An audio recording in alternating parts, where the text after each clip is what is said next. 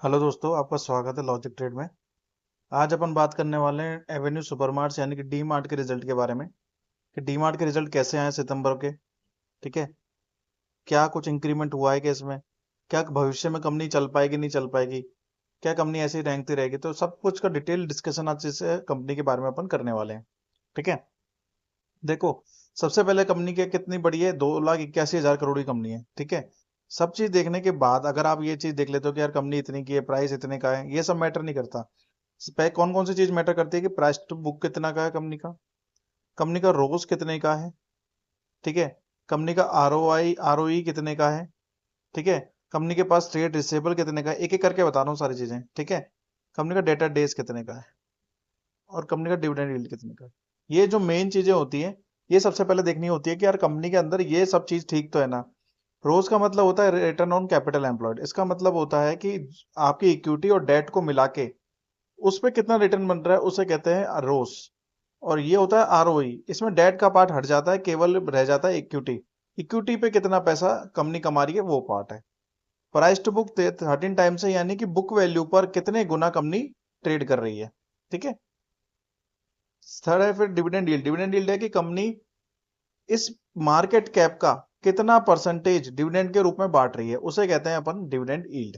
ठीक है, trade receivable होता है कितने का माल उधारी पे दे रही हो। अगर आप डी मार्ट में गए हो कभी, तो उधारी ना के बराबर होती है वहां पे। ठीक है, क्योंकि सारा काम कैश में होता है, क्योंकि ऑनलाइन होता है, तो मॉल वगैरह की तरह है। तो उधारी का कोई काम नहीं, तो 0.26% से जो ना के बराबर है। डेटा डेज है 0.95, यानी एक दिन से भी कम। ठीक है, तो ये सबसे बढ़िया लग रहा है कंपनी का। दिक्कत कहाँ आ रही है कि यार प्राइस टू बुक बहुत ज्यादा है। क्या इस ग्रोथ के अकॉर्डिंग कंपनी ग्रोथ कर रही है, इस वैल्यू के अकॉर्डिंग? चलो देखते हैं आगे। कंपनी का चार्ट प्राइस तो बाद में देखेंगे, सबसे पहले देखते हैं प्रोज एंड कॉन्स। अगर कॉन्स की अगर बात करें अपन, तो company is almost debt free. तो दिख ही रहा है कि कंपनी अगर अच्छा पैसा कमा रही है तो कंपनी डेट फ्री हो जाएगी। कंपनी की सेल्स ग्रोथ है 26.4% लास्ट 10 ईयर, तो इस पर नजर मत डालना, 10 ईयर से अपन को मतलब नहीं है। कंपनी 13 गुना पे चल रही, ये अपने लिए क्वेश्चन की बात है वाकई में। कंपनी प्रॉफिट कमा रही है, it is not paying out dividend, ये एक प्रोज है नॉट कॉन्स। ठीक है ना, क्यों है वो भी बताता हूँ। कोई कंपनी मान लो 100 करोड़ कमाती है, अब अपने पास इतनी कैपिटल तो है नहीं कि यार अपन 10 करोड़ लगा दें, 20 करोड़ लगा दें तो अच्छा खासा डिविडेंड घर में आ जाएगा। अपने पास है 1 लाख, 5 लाख, 10 लाख। तो अगर कंपनी डिविडेंड दे भी रही है, तो अपने पास मान लो 5-10 हजार आ भी जाते हैं, तो उससे कुछ बड़ा इंपैक्ट नहीं आएगा। और मोटा पैसा इन बड़े शेयर होल्डरों के पास चला जाएगा। इससे कंपनी क्या होती है, खोखली होती है समय के साथ। यानी कि उसके अंदर से प्रॉफिट कैश जाता रहता है तो बार बार कंपनी को कमाना पड़ता है। इसलिए हमेशा ध्यान रखो, जितना कम डिविडेंड यील्ड होगा उतना ज्यादा कंपनी अच्छी होगी। ठीक है, आगे चलते हैं।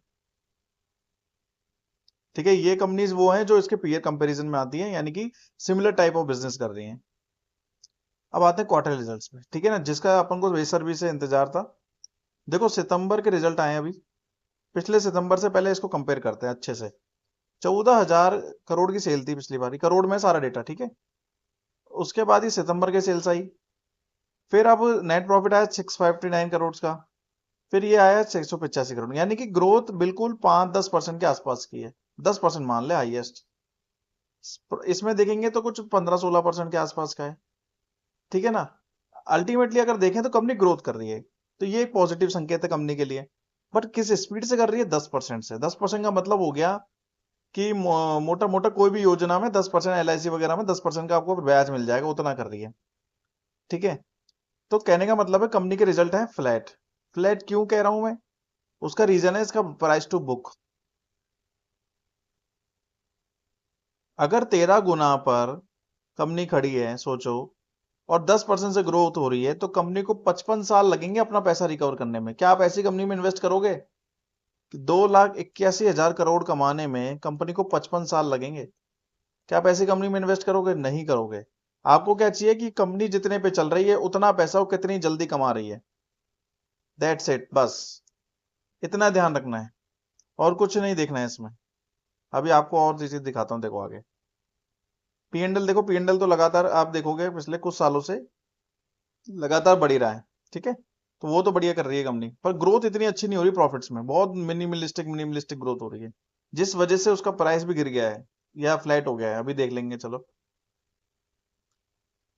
बैलेंस शीट में आते हैं। बैलेंस शीट में सबसे पहले ये देखो 15,000 करोड़, 18,000 करोड़, 20,000 करोड़। फिक्स एसेट देखो 11,000 करोड़, 13,000 करोड़, 16,000 करोड़। अदर एसेट देखो 5700, 6700, 7,000। सही में दिख रही है चीज कि कंपनी लगातार रिजर्व में सप्लाई ग्रो तो कर रही है, पर अल्टीमेटली कंपनी का प्राइस टू बुक अभी भी हाई है ना। एज एन इन्वेस्टर अगर आप सोचो कि 13 गुना पर, मैं 13x पर, क्या मैं 10% की ग्रोथ लूंगा क्या नहीं लूंगा? मैं जाऊंगा एफडी करा दूंगा इससे अच्छा तो। वो 7 साल में पैसा डबल कर देगा एफडी में। यहाँ 55 साल लगेंगे मुझे पैसा, मेरा पैसा रिकवर करने में। समझ रहे हो चीज? कहाँ तो 7 साल और कहाँ 55 साल। तो अपन ऐसी कंपनी में इन्वेस्ट करेंगे नहीं करेंगे, ये आपके ऊपर है। सोचना जरूर। ठीक है ना? बहुत से लोग आएंगे अभी, जैसे कमेंट्स में भी मेरे को कहेंगे कि सर एक मिनट में वो ले लेता हूँ खाली पेज। हाँ, कि सर ये कंपनी जो है काफी स्टेबल है। ठीक है ना? क्या क्या रीजन देंगे कि काफी कंपनी स्टेबल है? सर ये रिटर्न तो नहीं ज्यादा कमा रही, पर एक कंसिस्टेंट वे में चल रही है। ठीक है, इसमें रिस्क सर कम है। ठीक है, इसमें प्रॉफिट ग्रोथ लीनियर है, न ज्यादा न कम। ठीक है, मैं उन सबसे पूछता हूँ कि आप 5 साल का चार्ट उठा के देख लेना, कितना पैसा इस कंपनी ने कमा के दिया और कितना पैसा दूसरी कंपनी ने कमा के दिया। देखो, डाउनफॉल अगर मार्केट में आएगा ना, तो चाहे अच्छी कंपनी हो चाहे खराब कंपनी हो, दोनों कंपनियों के लिए खराब है। पर जब अपसाइड मोमेंटम आएगा, जब मार्केट चलेगा, तो चाहे अच्छी कंपनी हो चाहे खराब कंपनी हो, दोनों के लिए अच्छा है। पर अच्छी कंपनी ज्यादा स्पीड से भागेगी फिर, ये हमेशा ध्यान रखना। डाउनफॉल के केस में अच्छी कंपनी ज्यादा स्पीड से गिरेगी नहीं, पर अपसाइड के केस में ज्यादा अच्छी कंपनी बहुत स्पीड से भागेगी। ठीक है, तो हर चीज को एक लीनियर फॉर्म में चलाओ तो ज्यादा बेटर है। आपको पता है प्रमोटर राधा कृष्ण दमानी भी है 23% होल्डिंग के साथ। ठीक है, अकेली कंपनी जिन्होंने इनको होल्ड कर रखा है, राधा कृष्ण दमानी सर हैं। एक ही ब्राइट स्टार भी ले रखा है उन्होंने भी 13% होल्डिंग के साथ, ये 23% इनके पास है। ठीक है, जून का डेटा सितंबर का भी आ जाएगा। तो कहने का मतलब है कि कंपनी से दूर रहो। अब आता है चार्ट के ऊपर, लास्ट जो इंपॉर्टेंट पार्ट है इसका। चार्ट देखो तुम, पिछले 1 साल का चार्ट देखो। कंपनी 5,000 पे थी, फिर, एक सेकेंड रुको। हाँ, कंपनी 3500 पे आई, अब 4,000 पे थी, फिर 3300 पे आई, फिर कंटिन्यूस कंटिन्यूस ग्रोथ करती गई, फिर 4300 हुई, फिर वापस डाउन आई, फिर कंपनी ग्रोथ करती गई, फिर डाउन आई। अब कंपनी का ऑल चार्ट देखना आप, पिछले 5 साल से कंपनी ने कोई रिटर्न दिया है नहीं दिया? मैंने जो कहा था देखो वही हुआ है।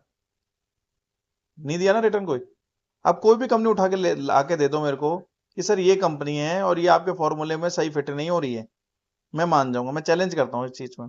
आप खुद देखो ना यार, कंपनी जिस स्पीड से ग्रो करेगी उस हिसाब से देखो। वॉरेन बफेट ने एक बात बोली थी, प्रॉफिट का गुलाम होता है कौन? Share price. हमेशा ये चीज ध्यान रखना। और ये बात बिल्कुल फैक्ट है, बोलने के लिए भी फैक्ट नहीं है, बिल्कुल फैक्ट है ये बात।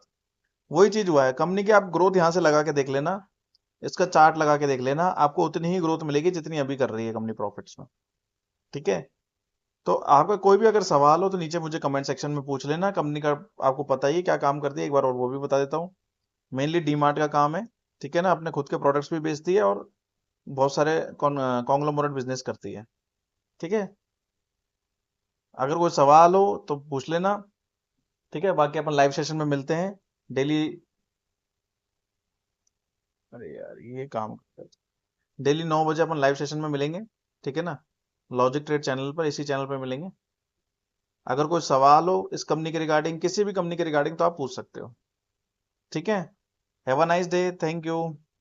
लाइक जरूर कर दीजिएगा।